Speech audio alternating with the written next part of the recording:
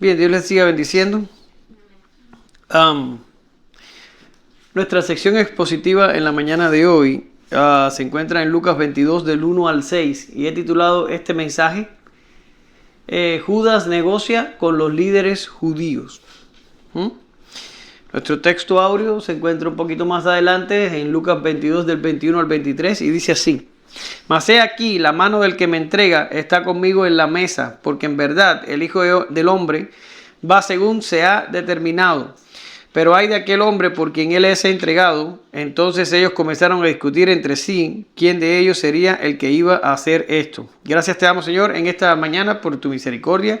Gracias por tu palabra. Gracias porque tú nos das tu espíritu para que podamos entender y aplicar y poner en práctica todas estas cosas. Ayúdanos hoy a entender las complejidades de tu palabra, pero sobre todo ayúdanos a entender que tú nos exhortas para que nos alejemos del pecado y de la tentación y para que nos mantengamos santos y sin mancha.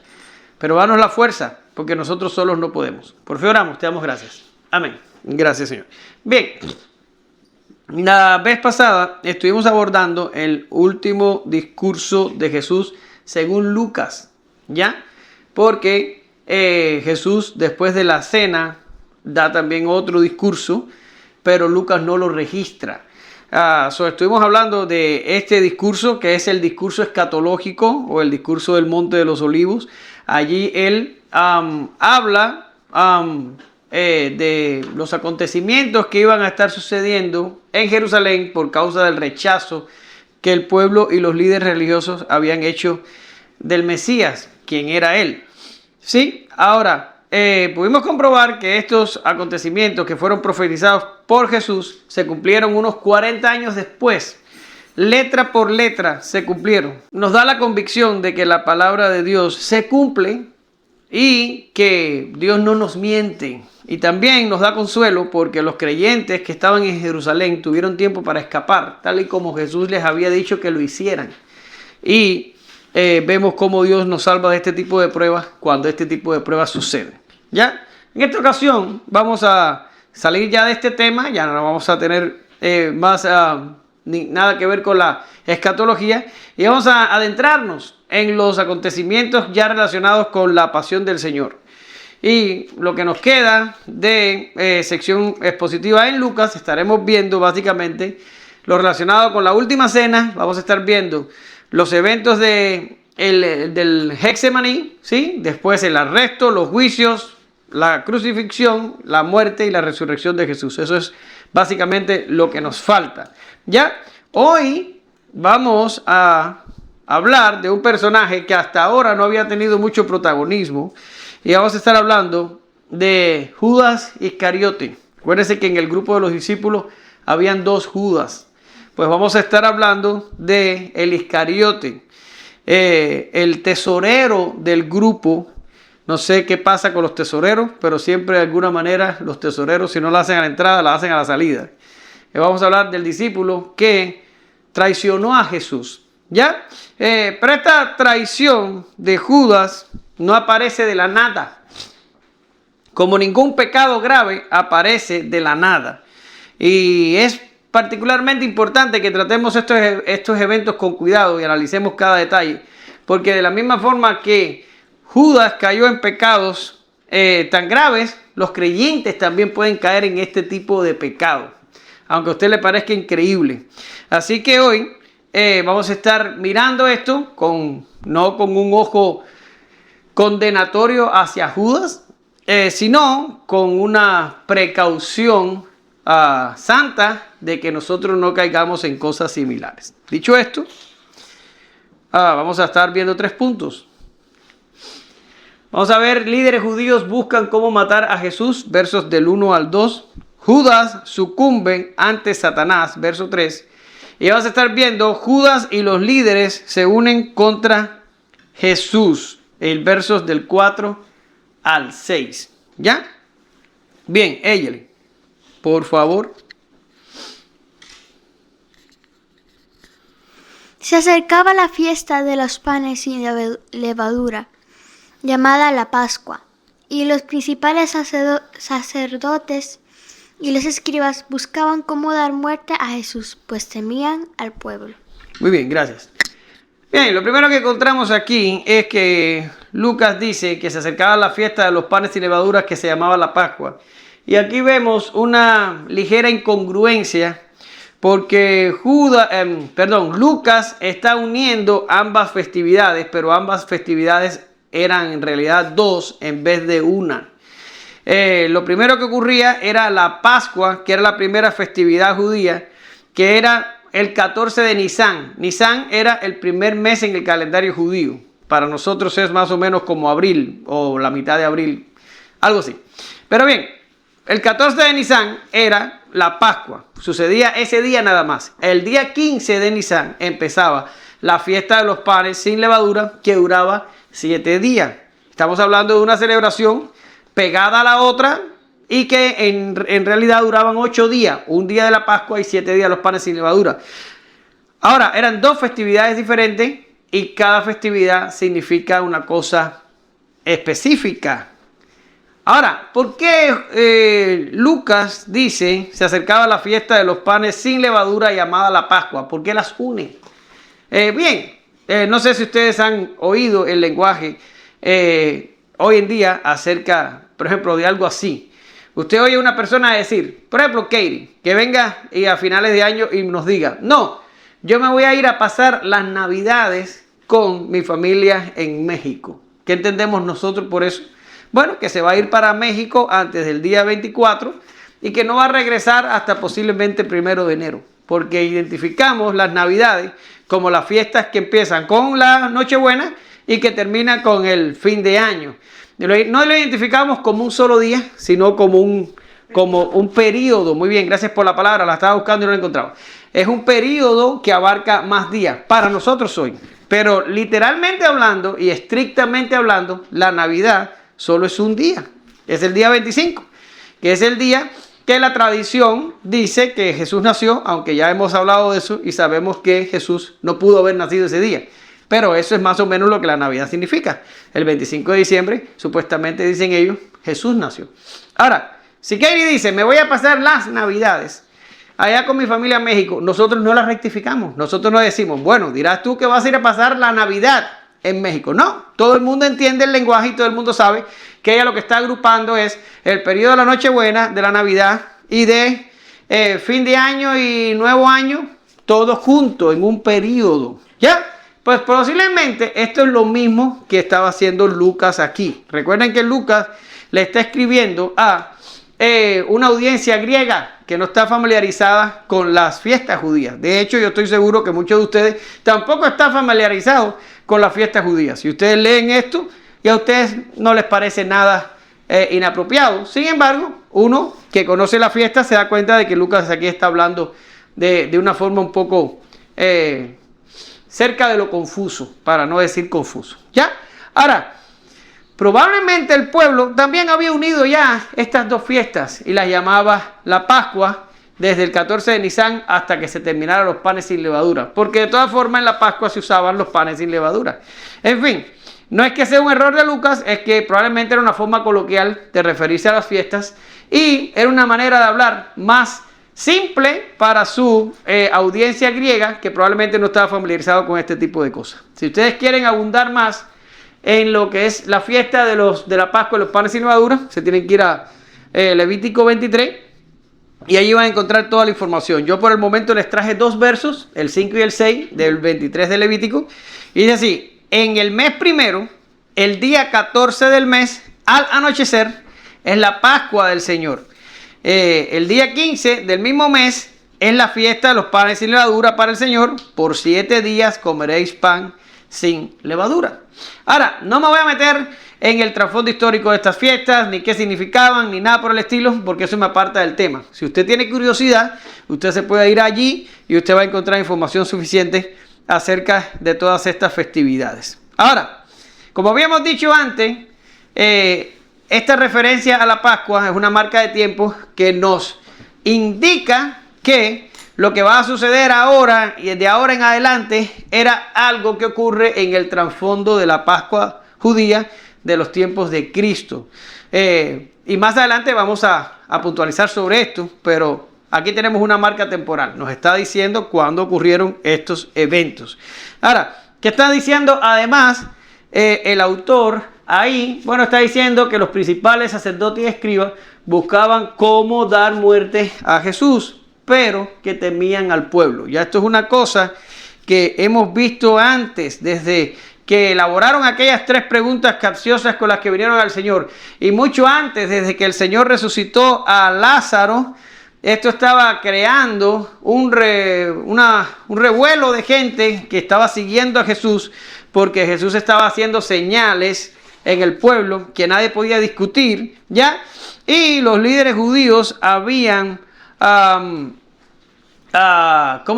resuelto darle muerte a Jesús, y si era posible también darle muerte a Lázaro, para que se acabara todo el revuelo que había con todas estas cosas. Sin embargo, los pasajes que hemos estado viendo nos dicen también que, a pesar de que los líderes judíos querían darle muerte a Jesús, tenían miedo de que haciéndolo el pueblo se alebrestara tratando de defender a Jesús, y terminaran ellos provocando lo que estaban tratando de evitar. ¿Qué era lo que ellos estaban tratando de evitar? Bien, ellos estaban tratando de evitar que los romanos vieran a Jesús como un revoltoso político y le fueran arriba a la ciudad. Y ya ustedes saben lo que hacían los romanos cuando trataban de aplacar una revuelta: crucificados por doquier, gente muerta y ocupación. Y esto es precisamente lo que los líderes judíos querían evitar. Ahora, que Jesús esté amenazado de muerte no es algo ajeno a la vida de Jesús, ¿sí? Él no había casi nacido y ya estaba amenazado de muerte. El primero que amenazó a Jesús de muerte, ¿quién fue? ¿Alguien se acuerda? ¿Ah? Herodes. Muy bien, Herodes el Grande. Herodes el Grande quiso matarlo cuando llegaron los astrólogos, los magos, y le dijeron: ¿dónde está el rey de los judíos que ha nacido? Y ya ustedes saben lo que conllevó eso. Herodes mandó a matar en Belén a los niños por debajo de 2 años. Sin embargo, Jesús fue librado porque en sueños se le apareció un ángel a José y le dijo que se moviera, porque Herodes iba a tratar de matar a Jesús. Después, no sé si se acuerdan, porque ya eso lo vimos hace mucho tiempo atrás, trataron de, la primera vez que se le dio la lectura a Jesús en la sinagoga en Nazaret, según Lucas, él leyó el libro de Isaías y él se identificó como el Mesías. Le dijo a las personas allí: hoy se ha cumplido esta escritura delante de vosotros. ¿Se acuerdan del pasaje? Y ellos vieron lo que Jesús estaba diciendo y se enojaron y trataron de tirarlo por un despeñadero, pero no pudieron. El texto dice que básicamente Jesús caminó por en medio de ellos y se fue. También esto no lo hemos visto porque pertenece al relato del Evangelio de Juan, pero en 2 ocasiones en el Evangelio de Juan se relata que, acuérdate lo que te digo, anota las preguntas a no ser que sea sumamente importante, y yo te las respondo al final de la clase.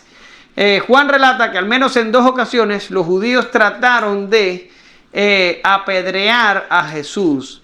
Y de hecho Jesús en algún momento le dice: yo quisiera que ustedes me digan por cuál mala obra ustedes quieren apedrearme. Luego, 2 intentos al menos relatados por Juan de apedrear a Jesús ocurrieron durante su ministerio. ¿A qué nos estamos refiriendo? Estar acechado por la muerte fue normal en los tiempos de Jesús, y eso es lo que registran los evangelios. No significa que fueron los únicos, pudieron haber habido otras oportunidades. ¿Y se acuerdan cuando vienen los judíos? Eso sí lo vimos en clase.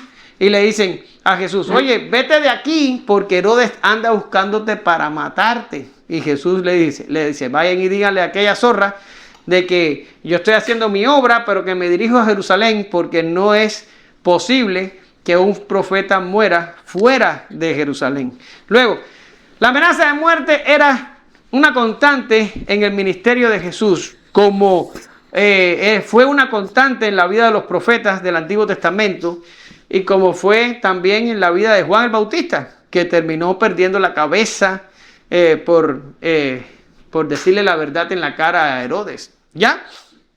Ahora, a pesar de que habían habido muchos intentos para terminar la vida de Jesús, es ahora Judas el que va a tener éxito. Es ahora Judas el que va a proporcionar la manera para que esto suceda. La pregunta que nosotros tenemos que hacernos es, ¿por qué? ¿Por qué Judas triunfa en su intento de acabar con la vida de Jesús y los otros no? ¿Por qué? ¿Alguien se imagina el por qué? ¿Ah? Lo dudo mucho. ¿Por qué Judas triunfa en su intento de matar a Jesús mientras que otros fallaron? Porque era parte del plan. Excelente, porque era parte del plan de Dios que muriera en el momento y en la forma en la que Judas propició. ¿Ya? Jesús no podía morir al principio de su ministerio, ni podía ser despeñado por un barranco, ni podía ser apedreado. Jesús tendría que morir al final de su ministerio en Jerusalén, crucificado en determinadas circunstancias y después de haber sido sometido a juicio. Todas estas cosas eran vitales e importantes que acontecieran. ¿Ya? Por tanto, esto es como para explicarles de alguna manera cómo funciona la voluntad de Dios con respecto a los actos pecaminosos de los hombres. Esto es más o menos como algo que ustedes han visto muy bien y están relacionados con ellos. Y es, ¿no han visto los niños chiquitos de 1 o 2 años que les compran un juguete? Que el juguete tiene, por ejemplo, una apertura cuadrada, una apertura triangular, una apertura rectangular y una estrella. Y entonces se le dan al niño en la mano objetos de esa forma, un cubo, una cosa triangular, whatever, una bola, para que el niño trate de meter las bolas por donde está la bola, la estrella por donde está la estrella. ¿Entienden lo que les estoy diciendo? Ese juguete es muy normal que los niños lo tengan, por lo menos en este país, porque yo nunca lo tuve cuando fui niño. Pero bueno, volviendo al tema. Así pasa con los actos pecaminosos de los hombres. Cuando el acto pecaminoso, ya esto lo hemos visto en las clases del Catecismo Bautista, ¿se acuerdan cuando hablamos de la vida de José? Y dijimos, cuando Dios le sirve un acto pecaminoso para su plan, es como tener la figura exacta y la forma exacta. Usted la mete y entra. ¿Qué significa? A Judas se le ocurrió su maldad en el momento exacto, de la forma exacta, y todo coincidía con el plan de Dios, y Judas prevaleció. Los que trataron a matar a Jesús antes, lo hicieron a destiempo, todavía no había llegado su hora, y los métodos que iban a emplear no estaban acordes a lo que Dios necesitaba. Por tanto, los planes fueron frustrados de alguna manera. ¿Entendieron? Cuando hablamos de José, vimos que a veces José hacía el bien y le traía el mal. Y a veces la gente le hacía el mal a José y le traía el bien.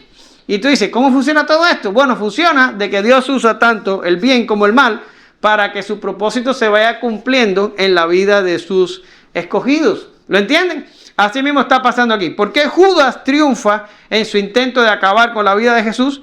Porque lo hace en el momento indicado, de la forma indicada y con los medios que Dios necesitaba para cumplir el propósito de Dios en Jesús. ¿Lo ven? Les traje un texto que ustedes lo conocen muy bien, y es cuando Dios le envía la prueba a Job solo por ganar la apuesta con Satanás. Y aquí Satanás está instigando a Dios para tocarle la vida a Job, y Dios le dice, sin embargo, extiende ahora tu mano y toca su hueso y su carne. No, esto lo dice Satanás primero. Sin embargo, extiende ahora tu mano y toca su hueso y su carne, y verás si no te maldice en tu misma cara. Esto se lo está diciendo el diablo a Dios. Y Dios le dice a Satanás, he aquí, él está en tu mano, pero guarda su vida. Satanás salió de la presencia del Señor e hirió a Job con llagas malignas desde la planta del pie hasta la coronilla. Para los niños, la coronilla es esto mismo. ¿Ya? Ahora, vemos, hasta la coronilla es eso. Ajá, cuando dices, me tienes hasta la coronilla, es como que ya me llenaste, ya estás del otro lado del límite de paciencia.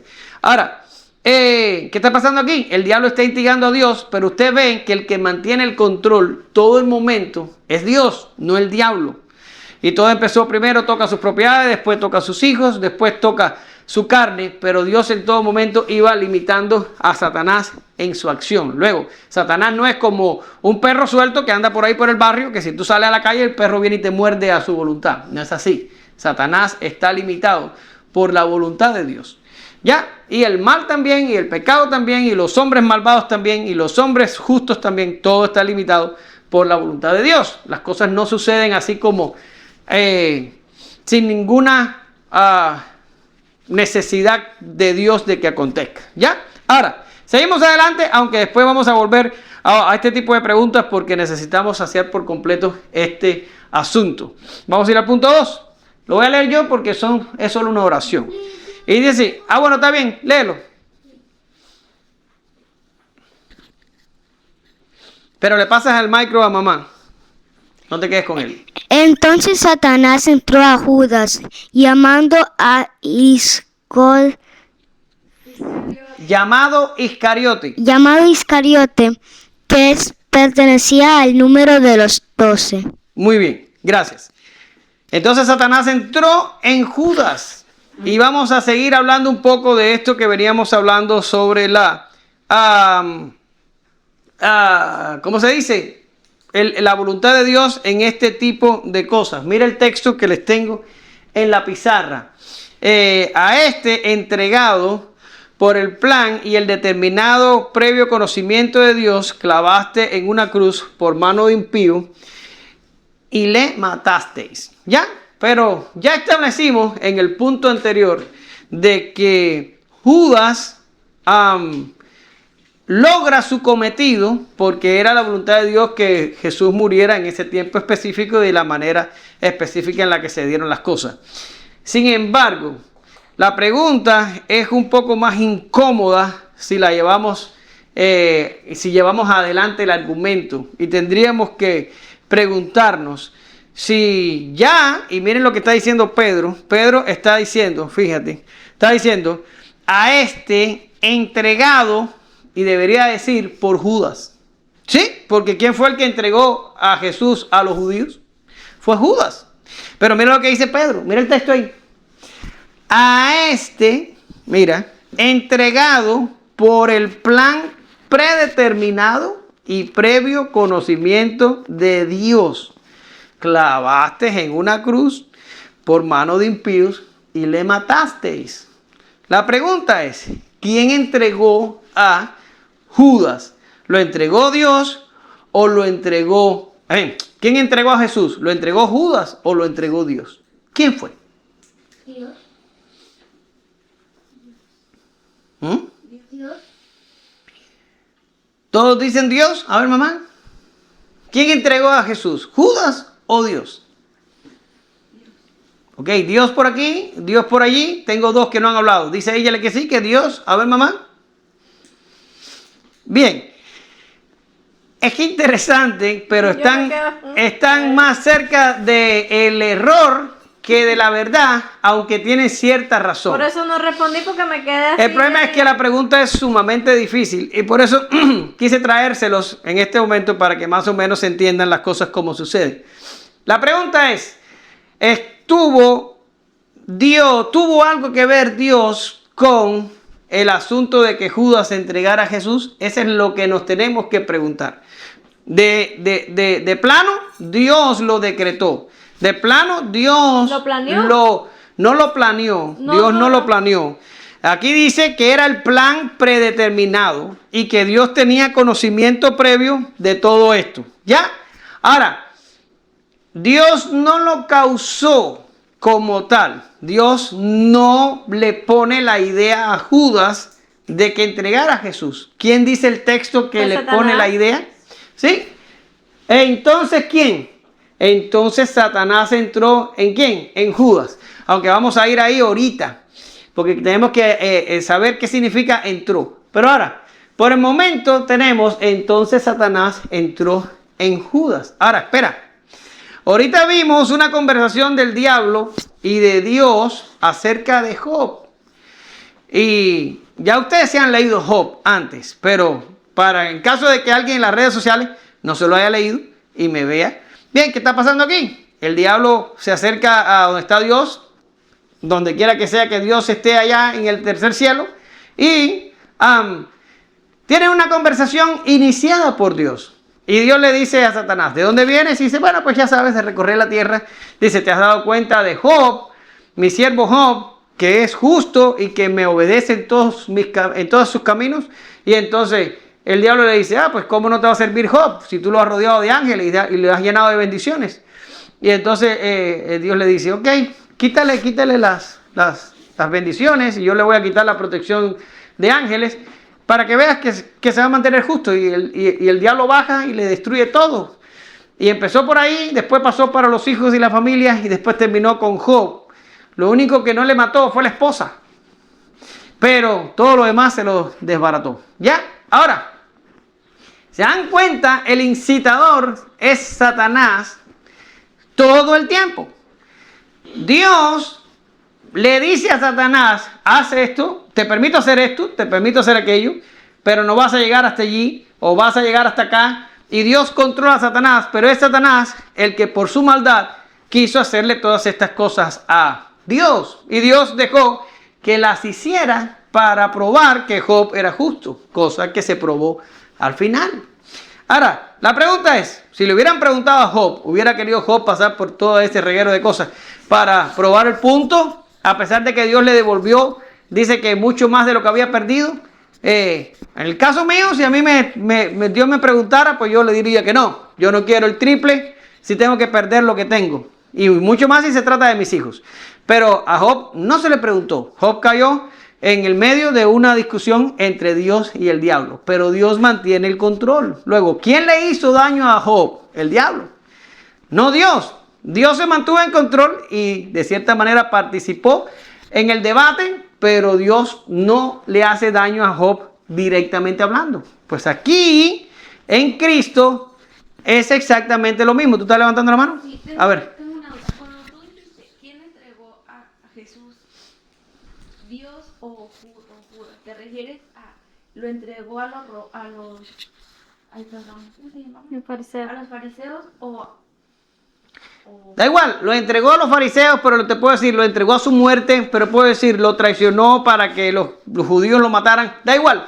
Hazte la idea que este evento es como una piedra que está en una colina y tiene una pequeña roca que lo aguanta.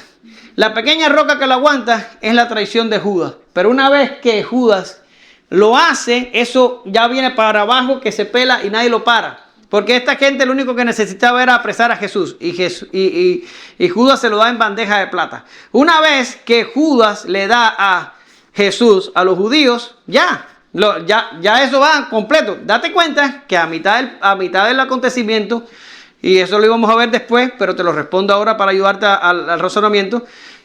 A la mitad de la cuestión, Judas se arrepiente. Judas va y le dice a los judíos, les he entregado a un hombre inocente. Y porque se da cuenta que lo iban a matar. A lo mejor era un detalle que Judas no sabía al principio. Y los sacerdotes le dijeron, pues a nosotros qué nos importa, eso es un problema tuyo. Y él le tiró el dinero que le habían pagado inicialmente, se fue y se ahorcó. Quiere decir, él de cierta manera primero lo hace y después cuando trata de parar la cosa, ya la cosa estaba en movimiento, ya la cosa iba para adelante, ¿me entiendes?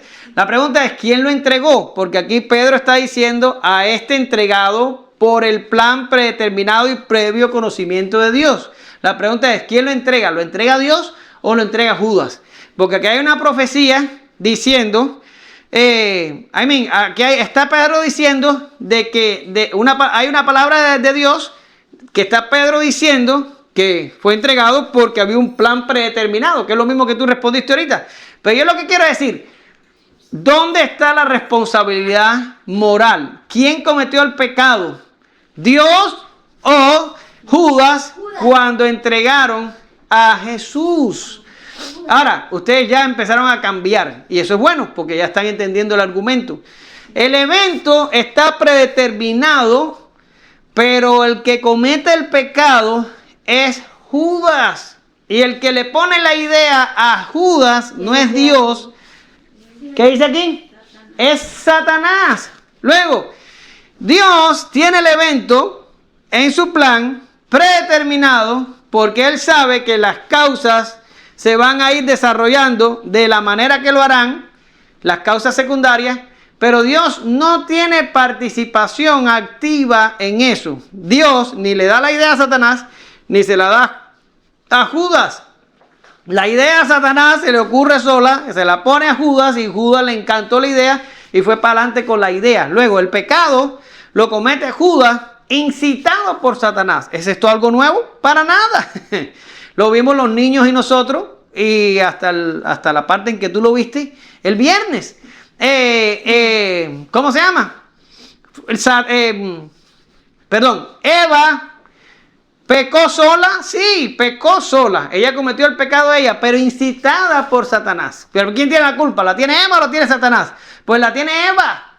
Porque yo le puedo decir a Katie en el oído ahora, Katie, agarra tu carro y estrellalo contra la pet shop de ahí de la Bicentennial y después reclama el seguro y di que se te fueron los frenos. ¿Eso significa, Katie, que cuando tú salgas del culto vas a ir a la pet shop y vas a estrellar tu carro contra la Bicentennial? No, tú vas a estar buscando otra iglesia la próxima semana porque ya a mí se me fueron las tuercas. ¿Me entiendes? Entonces, eso no significa que porque el diablo te susurra al oído, tú vas a ir corriendo a hacer lo que el diablo te está diciendo. Y por diablo, ¿para qué hablamos de diablos? Puede ser un familiar, un amigo, puede ser tu cónyuge, el que sea, te dice algo que no está conforme a la palabra de Dios en el oído y tú sabes que estás desobedeciendo a Dios. Si lo haces, eso debe ser entendido como una tentación y el trabajo del creyente en medio de la tentación, ¿qué cosa es? Resistir a la tentación. Decir no. A veces nos cuesta tanto trabajo decir no, pero nosotros tenemos que aprender a decir no, porque decir no a veces nos ayuda más que decir sí. ¿Ya? Ahora, ¿quién entregó a Jesús? Lo entregó Judas. No lo entregó Satanás, ni lo entregó Dios. Satanás solo se limitó a dar la idea. ¿Ya? Le dio la idea, le susurró en el oído. Y Dios lo que hizo fue saber predeterminadamente los eventos, cómo se desarrollarían y cómo encajaban con su plan. Dios los aseguró por lo que nosotros conocemos en teología como un decreto pasivo. ¿Qué quiere decir? Dios no tiene nada que ver con el evento, pero como sirve para su plan, Dios establece que el evento ciertamente acontecerá. Ahora, Dios no es el que lo hace las causas secundarias, pero Dios lo establece porque cumple con el plan. A ver. Pero Dios no que Dios puede matar a todo el mundo, ¿por qué no mató a Satanás para que no matara a Jesús? Eso es un pensamiento típico de un niño infantil, pero Dios no funciona así. Dios tiene un plan y Satanás sirve para el plan de Dios. Incluso el pecado sirve para el plan de Dios. Lo más terrible que pasa en esta tierra, si sucede, sirve para el plan de Dios. Dios tiene un plan. Nosotros los hombres no tenemos la capacidad de juzgar eso. ¿Me entiendes? Me vas a preguntar, bueno, y si Dios sabía que Adán y Eva se iban a comer el fruto, ¿por qué mejor no los mató antes que lo hicieran y se hizo una pareja nueva que a lo mejor no se lo comieran? No, es que Dios tenía un plan, lo tenía, ¿sí? Entonces Dios no funciona como nosotros, que anda por ahí a lo loco. Dios tiene un plan, ¿ya? Ahora, ya entendieron cuál es la relación aquí, ¿verdad? No fue Dios el que le entregó, pero el evento ciertamente acontecería porque Dios lo predeterminó. ¿Qué quiere decir? Las cosas se darían y Dios dice, sirve para mi plan, yo lo predetermino. Pero fueron los hombres y Satanás los que entraron en ese tipo de arreglos y de cosas. Dios no tiene que ver nada con las acciones hechas. ¿Te veo? Porque veo a algunos de ustedes mirándome así raro, como que todavía no caen en el conocimiento completo. Te voy a poner un ejemplo. No sé si está relacionado con la historia. Pero Abraham se va con Sara a Egipto. ¿Sí? Se va con Sara a Egipto porque la cosa donde estaba se puso difícil y se va a Egipto. Y vive un tiempo en Egipto. ¿Y qué le dice a Sara cuando llega a Egipto? No digas que eres mi esposa. No va a ser que me maten por causa tuya. Ni que eres mi hermana. Y no estaba mintiendo porque en realidad eran primos. Pero bueno, cuando dice que era la hermana, el faraón casi se acuesta con Sara porque pensaba que era la hermana de Abraham. Y Dios interviene y le manda plagas a los egipcios por causa de Sara. Y le dice al faraón, está pasándote todo esto y posiblemente vas a morir porque te vas a acostar con una mujer casada. Y el faraón dice, pues yo no sabía que era casada, él me dijo que era la hermana. Ahora, ¿qué estamos viendo aquí? Estamos viendo una serie de determinados eventos planificados por un Abraham que tuvo temor y le dice a la mujer, di que eres mi hermana. Y un faraón que le gustó a Sara y como era la hermana de Abraham la mandó a llamar. Era una prerrogativa de los reyes de ese tiempo que si le gustaba una mujer y estaba soltera, pues la llamaban a su corte. Y realmente todo era un desastre porque Sara no podía acostarse con el faraón porque frustraría la venida de Isaac. ¿Se entiende? ¿Y qué hace Dios? Dios frustra. Entra en la historia, llena a Egipto de plagas y le hace saber al faraón que Sara no se podía tocar. Y el faraón dio para atrás. Faraón que está hablando de una gente que no es un creyente. ¿Lo entienden? Ahora, Dios se mete en la historia, frustra el plan del faraón, rectifica el error de Abraham. ¿Por qué? Porque Abraham y Sara tenían que ser los padres de Isaac. ¿Se dan cuenta? Aquí Dios activamente sí está actuando porque está frustrando toda esta situación para corregir el curso. Ahora, en el caso de Judas, Dios no actúa. Dios simplemente se queda así y los deja actuar a ellos. ¿Por qué? Porque le conviene para su plan. Jesús tenía que morir. Decimos en teología que es un pasar por alto. Dios los deja pecar porque conviene para el plan de Dios. ¿Lo entienden? Bien, seguimos adelante. Esto no es algo, ¿cómo decir? No pasa de la nada. Una caída como esta, una caída como un discípulo de Cristo, después de 3 años viviendo con Cristo. Estamos hablando de un hombre que nunca pecó, de un hombre lleno de amor, con enseñanzas tremendas para su tiempo, que siempre ayudó a los pobres, a los menesterosos, a los enfermos, resucitó muertos, siempre hizo el bien. No es fácil traicionar a una persona como esta. Tú puedes traicionar a un pecador igual que tú, posiblemente. Y aunque sigue siendo tu error, a lo mejor el otro pecador se lo buscó. Pero tú te puedes romper la cabeza pensando qué pretexto tuvo Judas para hacerle esto al Señor. Me imagino que ninguno. Porque el Señor no pecaba.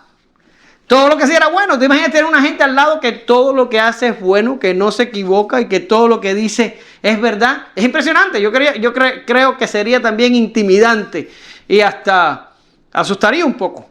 Pero básicamente este Judas, cuando tú lo miras así plano, tú dices, este hombre, ¿por qué hizo eso? Pero nadie llega ahí a ese lugar de depravación y de pecado de la nada. No sucede así. Se tiene que producir un ligero descenso. ¿Sí? Es como el adulterio. El adulterio es un pecado grave y abominable a los ojos de Dios, que destruye matrimonios, que destruye vidas, que destruye las congregaciones. ¿Sí? Cuando sucede. Pero no se llega al adulterio así como que hoy yo salgo arbitrariamente y me encuentro con una mujer y para las 4 de la tarde ya yo adulteré en mi corazón. No sucede así. Tiene que haber un descenso. Ya, tiene que haber un descuido continuado. Tiene que haber un olvido de los medios para que tu alma esté endurecida hasta tal situación que tú puedas cometer este tipo de traición semejante. ¿Lo entiendes? Ahora, yo te dije al principio que vamos a analizar esta situación de Judas bien en detalle, porque lo mismo que le pasó a Judas nos puede pasar a nosotros. Y tenemos que estar conscientes y alerta para que no nos descuidemos jamás. Y quiero que vayas conmigo, pero quiero ir rápido a hablar del descenso de Judas. Pero ya te estoy diciendo, lo voy a hacer rápido. Tú lo vas a tener que revisar después en tu casa. Pero vamos a ver cómo Judas empezó haciendo cosas malas mucho antes del día que fue a hablar con los fariseos y los sacerdotes para entregarle a Jesús. Empezó a hacer lo malo desde antes, posiblemente años antes. ¿Y qué fue lo primero que empezó a hacer Judas? Empezó a robar de la bolsa. El tipo era el tesorero y empezó a robar de la bolsa. Lo dice Juan. Y Judas Iscariote, Juan 12:6. Pero dijo esto no porque se preocupara por los pobres, sino porque era un ladrón. Y como tenía la bolsa del dinero, ¿qué dice ahí? Sustraía de lo que se echaba en ella. ¿Sí? El tipo era ladrón. El tipo cogía del dinero que le donaban a Jesús para su sostenimiento. El tipo era ladrón. Y cada monedita que sacaba de la bolsa para su propio beneficio, cada monedita lo endurecía más. Cada monedita lo hacía descender más. ¿Sí? Y así empezó a caer Judas. Ahora, acuérdense de que en este tiempo también hubo un discípulo de Jesús que también, instigado por Satanás, también cayó bastante profundo. ¿De quién estamos hablando? Estamos hablando de Pedro. De Pedro, que vamos a ver en unas semanas, pocas semanas, posiblemente en 2 semanas, vamos a estar ya hablando de la negación de Pedro. Pero lo que quiero es que a medida que valoramos a Judas, usted tenga presente que Pedro también la hizo mal. Y Pedro era Pedro. ¿Ya? Si Pedro lo hizo, usted lo puede hacer y yo lo puedo hacer. Todos aquí podemos hacerlo. No se queda ahí sentado en su asiento diciendo, dichoso Judas, tan pecador y tan traicionero y tan amante del dinero. No, nosotros somos muy parecidos a Judas. Tenemos una diferencia que vamos a hablar de ella hoy, pero somos muy parecidos. Primera cosa, Judas estaba robando de la bolsa. Otra cosa, el tipo era un egoísta. Como yo siempre digo, los creyentes no pueden centrarse en sí mismos. Los creyentes van hacia afuera. Pero cuando tú ves una persona que todo es para mí y estoy interesado en lo mío y lo mío primero, como decían en Cuba, sí, eso no puede ser un creyente. Los egoístas no son creyentes. Los egoístas son impíos. El discípulo era un discípulo egoísta. Y Judas Iscariote, uno de sus discípulos, el que le iba a entregar, dijo, ¿por qué no se vendió este perfume en 300 denarios y se dio a los pobres? ¿Sí? Juan 12, del 4 al 5. Esto fue una vez que derramaron perfume carísimo sobre Jesús y el tipo quería que, en vez de derramárselo a Jesús, que lo vendieran para los pobres. Pero el propio Juan dice, pero no era porque se preocupaba de los pobres, era porque si se vendía 300 denarios, él iba a agarrar su parte. Soy el único que estaba pensando era en él. Él no estaba pensando en los pobres ni en nada por el estilo. El tipo era un egoísta. Pero el tipo era un oidor del diablo. ¿Ya? Y dice Juan 13:2. Y durante la cena, como ya el diablo había puesto en el corazón de Judas Iscariote, hijo de Simón, el que le entregara. Ahora, ¿qué es lo que significa oidor? Y tenemos que tener mucho cuidado porque a veces es el diablo, a veces es alguien enviado por el diablo, pero a veces gente normal, gente que nosotros queremos. Y siempre se los digo muchas veces, cuidado con la persona que viene a hablarte al oído. Incluso cuidado. Si crees, no, pero esa persona lleva muchos años en el evangelio y a lo mejor me está dando un buen consejo. No, pero esa persona es mi mamá o esa persona es mi papá. No, esa persona es mi hermano o es mi cónyuge. Cuidado con lo que te dicen en el oído. Si lo que te dicen en el oído está violando la palabra de Dios, es una oferta que viene de Satanás. ¿Y qué pasa aquí con Judas? El problema no es oírlo y ya. No, el problema es oírlo y valorarlo. Y como lo decimos nosotros los cubanos, y darle taller. ¿Entiendes lo que es darle taller? Como pensarlo y volverlo a pensar. Y te dice, oye, ¿y si sí? ¿Y si lo que me está diciendo es bueno? Como a Eva. No, el árbol no te va a matar, el árbol te va a dar conocimiento. Y Eva se queda así y dice, oh, wow, ¿conocimiento? Ay, yo pensaba que me iba a morir. Entonces lo que me va a dar es conocimiento. Ay, mira, pero el fruto se ve delicioso para comer. Y Dios te está diciendo, no lo comas. Y ella oyendo a Satanás. Y Satanás hablándole. Ese es el asunto, mis queridos. ¿Qué tenemos que hacer cuando nos llega una cosita así a decirnos en el oído uno de estos tipos de cosas? ¿Qué tenemos que hacer nosotros? Tenemos que coger, exacto, y hacerle y apagar el radio. Decirle, ¿te vas? ¿Sí? Una vez en la iglesia en Florida vino alguien a hablarme mal de otra persona. No, vengo a decirte algo de fulana. Ah, vienes a decirme algo de fulana, qué bueno, porque fulana está aquí. Fulana, ven acá. Y la traje y se la paré delante. Y le dije, mira, que aquí van a decirme algo de ti, ya para que tú estés presente y de paso lo escuches. La persona se dio la vuelta y se fue. Nunca, después de eso, vino nunca más nadie a hablarme mal de nadie. Porque esa persona se encargó de contarle a toda la iglesia lo que yo le había hecho. Y a la iglesia aprendió que si venían con un chisme, yo los iba a hacer pasar por la pena más vergonzosa. Y así mismo le dije, tú vas a hablarme fulana, espérate que sí, aquí mismo está fulana acá. Mira, se acabó. ¿Por qué siempre vienen a contarte chisme? Porque les pones el oído. ¿Por qué vienen a hacerte propuestas pecaminosas? Porque te las proponen y tú las escuchas y tú las amasas y tú las valoras y tú le prestas oído. ¿Por qué? Porque en el momento que tenías que pararte y decir, no me vengas a hacer ningún tipo de esas propuestas, que yo soy cristiano y yo no voy a deshonrar a Dios para quedar bien contigo. ¿Lo entendiste? O te lo explico con manzana. Si le hubieras dado esa respuesta, no hubieran venido de nuevo, pero siguen viniendo porque, no sé, ay, pobrecita, pero ¿cómo le voy a responder así? O que no sé cuánto. Pero es trabajo de Satanás. Cualquier persona que viene a incitarte a pecar, es a pecar, ¿ok? Es Satanás. ¿Lo ven? Esto es lo que está haciendo Judas aquí. El diablo venía y él lo escuchaba. Y venía de nuevo y él lo escuchaba. Y venía de nuevo. ¿Tú crees que esto fue trabajo de un día? Esto no fue trabajo de un día. Esto fue trabajo a tiempo largo. ¿Ya? El diablo enfrentó a Jesús en el desierto. Lo trató de tentar 3 veces. Como vio que con Jesús no se podía, dijo, pues me voy contra los discípulos. Y empezó con Pedro. ¿Se acuerdan cuando Pedro viene y le dice a Jesús? Jesús dice, no, porque yo voy a ser muerto y yo voy a padecer mucho de mano de los fariseos. Y viene Pedro y le dice, que por nada del mundo esto te acontezca. ¿Y qué le dijo Jesús a Pedro? ¿Qué le dijo? Apártate de mí, Satanás, me eres tropiezo, porque no pones tu mira en Dios, sino en los hombres. Eso pasó con Pedro. Pedro estaba tratando de decirle al Señor, mira, no, ¿cómo vas a morir? ¿Qué cosa es eso? Eso no puede ser el plan, no, hombre. Que muera otro, pero no puedes morir tú. Trabajo de Satanás, usando a uno de los discípulos del grupo de Jesús. ¿Sí? Oidor del diablo. No se llega a una traición de la noche a la mañana. Vas descendiendo poco a poquito, cometiendo un error y después cometiendo otro. Y por cada error que cometes, te vas descendiendo más.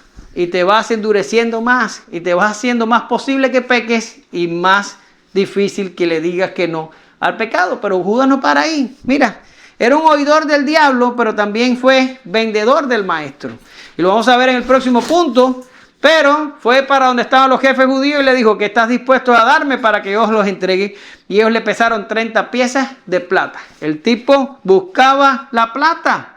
Pero no solo eso, fue vencido por Satanás. Juan 13 del 26 al 27. Y esto lo vamos a valorar también más adelante en próximas clases. Y entonces Jesús respondió, es aquel a quien yo daré el bocado que voy a mojar. Y después de haber mojado el bocado, se lo dio a Judas, hijo de Simón Iscariote. Y después del bocado, eso se los voy a explicar más adelante, qué pasó con el bocado.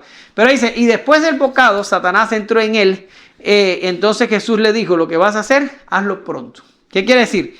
Ya llega el momento en que ya estás ready para el diablo y ya tu voluntad ha sido vencida y has caído en una relación con Satanás, que todo lo que Satanás te pida, tú se lo vas a dar. ¿Sí? Porque ya te acostumbraste a oírlo, ya te acostumbraste a cometer errores, ya te acostumbraste a seguirle la vuelta y ya llega el momento que Satanás te vence y tú simplemente estás a merced de Satanás. Por eso, ¿tú no has visto a las personas? Que eso se da mucho en las escuelas y con los jóvenes. Que hay un líder que se le ocurre cualquier tontería y el grupito de 4 o 5 animales, eso está mal para ustedes, ¿verdad? Bueno, faltos de madurez, le siguen sin cuestionarlo. ¿En serio? Si alguien te dice algo, párate y cuestiónalo. ¿Por qué me dice lo que me dice? ¿Por qué me pide lo que me pide? ¿Cuáles son las consecuencias a donde esto me lleva? No es como que, no, es mi amigo, tengo que hacerlo porque es mi amigo, tengo que hacerlo porque es mi familia, o tengo que hacerlo porque es mi jefe en el trabajo. No tienes que hacerlo, tienes que pararte y cuestionarlo. ¿Sí? Es desastroso que lo diga, pero estoy enterado de muchas veces en las misiones médicas, ustedes saben, bueno, Katie, no sé si lo saben, que Cuba manda médicos a muchos lugares del mundo. Eso es un gran negocio para el gobierno cubano, porque le pagan por esto, le pagan mucho dinero, y los médicos reciben casi poco, por eso es acusado Cuba por esclavitud moderna. Y muchos médicos que van a estas misiones, hay un jefe de misión, que es el todopoderoso, el que decide para dónde tú vas. Y vienen los médicos jóvenes que han dejado a su familia atrás, su hijo atrás, su esposa atrás, y han salido de misión. Y el tipo le dice, te voy a poner en el lugar más difícil si no tienes relaciones conmigo. Y las mujeres le dicen, ok, pues no, mándame para... Eso que salga, que me importa a mí, que se entere el mundo entero de todo el desastre que hay en Cuba.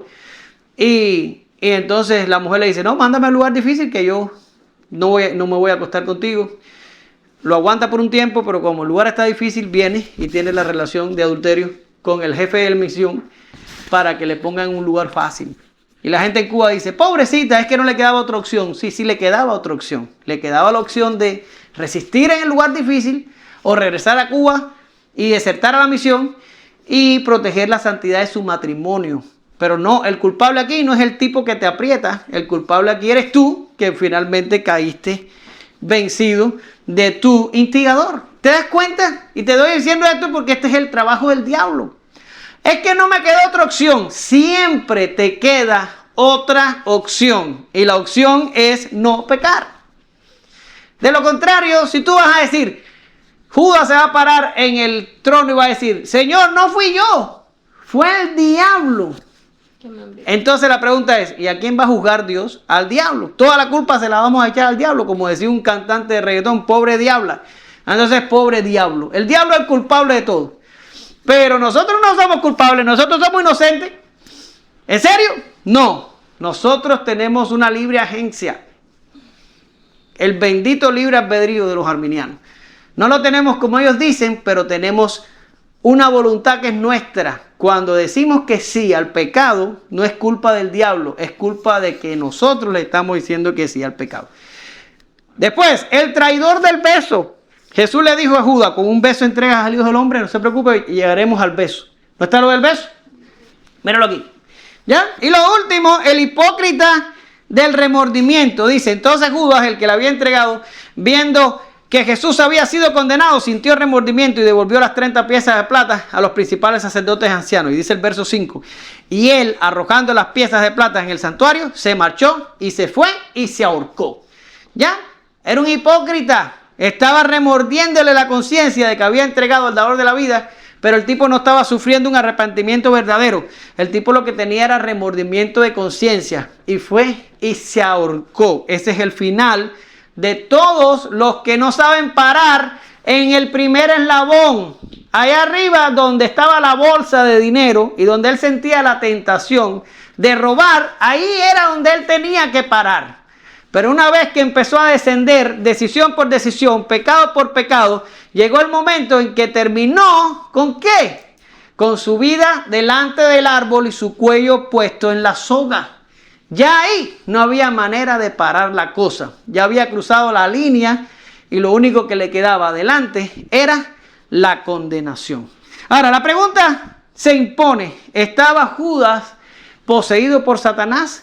No, no estaba poseído por Satanás. Más bien, Judas gradual y progresivamente fue rindiendo su voluntad a Satanás. Fue conviniendo con él a cada paso del camino, a la vez que rechazaba las palabras de Jesús. Por tanto, llegó el momento en que ya no era posible volver atrás y prácticamente quedó a merced de Satanás. No estaba poseído porque eso hubiera eliminado su responsabilidad. Él estaba sometido, que no es lo mismo ni se escribe igual. Ahora, mira lo que dice Jesús mismo en su oración sumo sacerdotal. Dice, cuando yo estaba con ellos, los guardaba en tu nombre. El nombre que me diste y los guardé. Y ninguno de ellos se perdió. ¿Qué dice ahí? Excepto el hijo de perdición, para que la escritura se cumpliera. ¿Quién es el hijo de perdición? Judas. ¿Y cómo lo llama el Señor? Hijo de perdición. Por tanto, el culpable fue Judas, no estaba poseído por el diablo. No era Judas eliminado totalmente y el diablo actuando a través de él. No, porque entonces en ese caso no hubiera sido el hijo de maldición. Pero es el hijo de maldición porque él tomó la decisión completamente libre para entregar al dador de la vida. El hombre no se pierde por voluntad de Dios, ni por voluntad del diablo, ni por voluntad de ningún otro. El hombre se pierde por causa de sí mismo. ¿Sí? Nosotros creemos en una doble predestinación, pero la doble predestinación de Dios no obliga a que los hombres se pierdan. Lo que Dios está haciendo es diciendo, te pongo en un estado de pasar por alto tus pecados. ¿Quieres pecar? Peca. Te quito la restricción de pecar para que hagas todo lo que quieras hacer. Pero es tu voluntad. Como decía un mensaje excelente de Sujel Michelén, que si lo buscan en YouTube lo van a disfrutar, que decía así: mi peor castigo es dejarte hacer tu voluntad. O algo así decía el mensaje de Sujel. Pero es así. A esa gente que van a ser condenados, Dios no los obliga a pecar. Ellos pecan porque quieren. Dios simplemente los deja. ¿Para dónde vas? Voy para allá a pecar. Ok. Pero no, Dios no los obliga. Ellos pecan porque quieren. Y después son condenados por el pecado que cometen.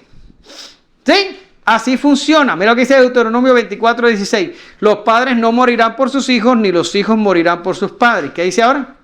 Cada uno morirá por su propio pecado.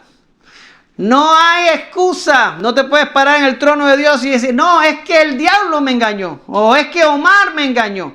O es que mi papá me engañó. No puedes decir eso. Porque los pecados terminamos cometiéndolos nosotros, libremente, porque queremos. O como decimos en cubano, porque nos da nuestra gana, pecamos. Nadie nos obliga. No nos obliga Dios, no nos obliga el diablo. De lo contrario, no hubiera responsabilidad delante del trono. Y créeme, todo pecador es responsable delante de Dios por pecar. ¿Sí? Y va a ser enviado al infierno porque la justicia de Dios se tiene que satisfacer. Dios tiene que mostrar su justicia delante de los pecadores. Y por último, vamos a ver el punto 3. A ver, Katie, ayúdame con el punto 3. Y él fue y discutió con los principales sacerdotes y con los oficiales sobre cómo se los entregaría. Ellos se alegraron y convinieron en darle dinero. Él aceptó y buscaba una oportunidad para entregarle sin hacer un escándalo.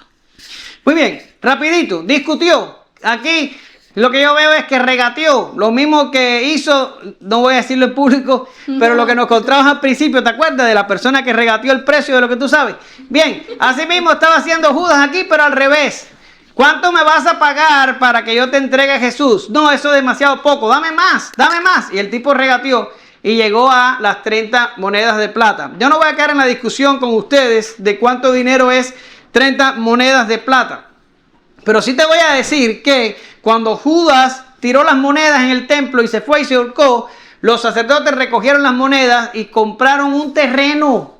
Por tanto, no era poco dinero porque con el dinero recogido compraron un terreno para enterrar allí extranjeros. Por tanto, no era mucho como para decir que era una pequeña fortuna, pero era un dinero suficiente que les permitió a los sacerdotes comprar un terreno, una propiedad. Por tanto, sí le dieron algo de dinero, un dinero importante para que entregara al Señor.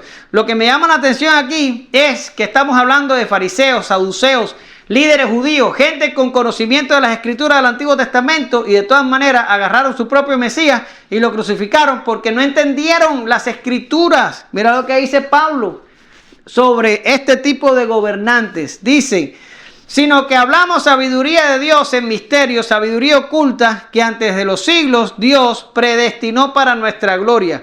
Ahora mira lo que dice, sabiduría que ninguno de los gobernantes de este siglo ha entendido, porque si la hubieran entendido no habrían crucificado al Señor de la gloria. ¿Ya? Ahora, dice que se alegraron, por supuesto. ¿Cómo no se van a alegrar? Habían intentado por mucho tiempo matar a Jesús, pero no lo habían logrado. Y aquí se aparece Judas y le dice, me das plata y yo te lo entrego, valga la redundancia, en bandeja de plata. Ahora, la pregunta última que te hago de estas difíciles que tú pudieras hacerte si tú te enfrentas a este pasaje. ¿Dependía el plan de salvación de la traición de Judas? Quiere decir, si Judas no hubiera entregado al Señor, ¿hubiera habido todavía plan de salvación? Bien, no te voy a demorar mucho con la respuesta. Si tú vas a Hechos, capítulo 1, Pedro cita al Salmo 69 y al Salmo 109 para probar que el destino de Judas, para probar el destino de Judas y para ordenar su reemplazo. Luego, las escrituras del Antiguo Testamento ya contemplaban la traición proféticamente. Quiere decir, era algo que había sido profetizado. La pregunta es, ¿qué tan libre era Judas en el momento de la traición si la traición ya había sido profetizada? ¿Era libre de verdad? Pues sí, era libre de verdad. Él actuó bajo su propia responsabilidad. La pregunta aquí se responde con lo que ya te expliqué. El decreto había sido pasivo, es un decreto pasivo. Dios tiene el conocimiento de las causas secundarias y establece el evento, pero Dios no participa en el evento en sí. Dios simplemente lo establece, pero Judas actúa con absoluta libertad y con absoluta responsabilidad moral. No es un determinismo rígido que hace que los hombres pequen por la voluntad de Dios. No, Dios determina el evento atendiendo a las causas secundarias por el pecado que los hombres libremente van a cometer. ¿Sí? ¿Lo entienden? Ahora, lo último es que Judas tenía que entregar al Señor sin hacer escándalo. ¿Por qué? Sin hacer tumulto, sin que la multitud lo notara. ¿Por qué? Porque estaban tratando de no llamar la atención de las autoridades romanas. ¿Sí? Ellos querían mantener la paz todo lo que se pudiera y necesitaban matar a Jesús sin que hubiera revuelta. Por tanto, Judas va a usar su conocimiento de todos los movimientos del Señor y dónde estaría el Señor y dónde sería el mejor momento para agarrarlo sin que la multitud estuviera consciente de ello. Hay que aclarar aquí que los actos de Judas reflejan su naturaleza impía. Es decir, esto no es un creyente que está cometiendo un gran pecado. Esto es un impío pecando. ¿Por qué lo sabemos? Por el final que tuvo. Este hombre comete un pecado terrible y el pecado terrible lo lleva ¿a qué? Lo lleva al suicidio y a la desesperación.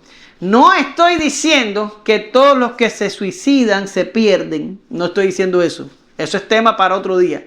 Estoy diciendo que en el caso de Judas, su pecado lo llevó a la desesperación y al suicidio. Y por eso podemos saber, y sobre todo por las palabras de Jesús que lo llama hijo de maldición, hijo de perdición, perdón, que el hombre se perdió. Ahora, ¿pero por qué también lo sabemos? Porque Pedro comete un pecado similar, y vamos a hablar de ello en su momento, pero Pedro no se desespera, va y se suicida, para nada. Pedro regresa al redil y se arrepiente.